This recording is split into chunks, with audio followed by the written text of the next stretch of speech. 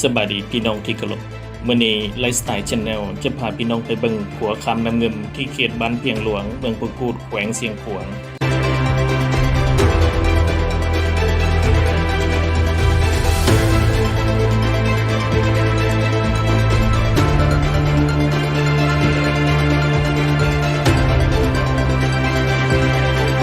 โครงการก่อสร้างขัวคำน้ำเงิมดังกล่าวนี้มีสถานที่ตั้งอยู่บริเวณขอบเขตบ้านเพียงหลวงตามเส้นทางหมายเลข7ระหว่างเมืองปูคูนแขวงหลวงพระบางหาเมืองปูกูดแขวงเสียงขวางซึ่งขัวเก่านั้นไม่ได้รับผลกระทบจากเคลื่อนไฟฟ้าน้ำเงิม4ดังนั้นจึงจำเป็นต้องสร้างขัวใหม่ที่ได้มาตรฐานมาทดแทน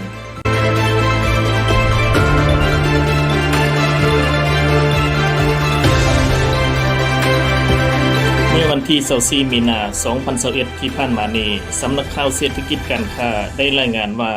ขัวไม้แห่งนี้มีความยาวทั้งหมดแมน 124.8 เมตรเป็นขัวเบตงเสริมเหล็กขัวแบ่งออกเป็น4ระยะคือระยะที่1ยาว 25.60 เมตรและอีก3ระยะยาว 33 เมตรมีความกว้าง 11.50 เมตรหน้าขัวรวมขอบทางกว้าง 10.90 เมตรความกว้างของ2ช่องจราจรแมน 8 เมตรมีทางคนยาง2เบื้องกว้างเบื้องละ 1.25 เมตรสำหรับเส้นทางเข้าสู่ขัวทั้ง2เบื้องยาว 1,042.8 เมตรความกว้างของเส้นทางทั้งหมดแมน 10 เมตรหน้าทางกว้าง 8 เมตรและบาทางกว้างเบื้องละ 1 เมตรพร้อมปูยาง2สันซึ่งปัจจุบันมีความคืบหน้าไปแล้วหลายกว่า 70%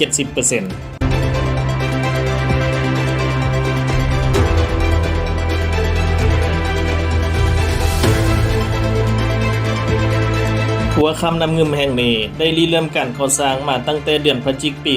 2019 ตามแผนแม้นจะสร้างให้สำเร็จในเดือนกรกฎาคมปี 2021 ที่จะมาถึงนี้รวมมูลค่าการก่อสร้างทั้งหมดประมาณ20ตื้อกีบหรือประมาณ$2 ล้านรับเหมาก่อสร้างโดยบริษัทอมตะลาวลันสร้างจำกัดบริษัทที่ปรึกษาแมนรัฐวิสาหกิจวิศวกรรมคมนาคมเจ้าของโครงการคือรัฐวิสาหกิจไฟฟ้าลาว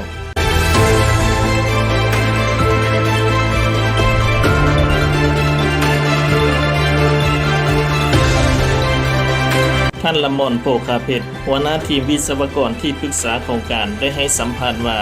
สาเหตุที่เฮ็ดให้โครงการล่าช้าย้อนการระบาดของพยาธิโควิด -19 ในทั่วโลกก็คือในประเทศลาวมีผลกระทบส่วนหนึ่งเฮ็ดให้กรรมกรชาวเวียดนามกลับคืนประเทศและบ่ได้กลับมาอีกกรรมกรลาวก็กลับบ้านบางคนมาบางคนก็บ่มาย้อนมีความยุ่งยากจึงเฮ็ดให้การก่อสร้างล่าช้า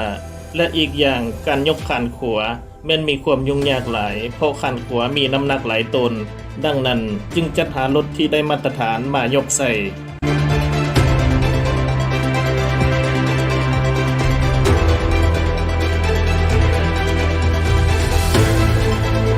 แต่อย่างไรก็ตามคาดว่าในท้ายเดือนกรกฎาคมปี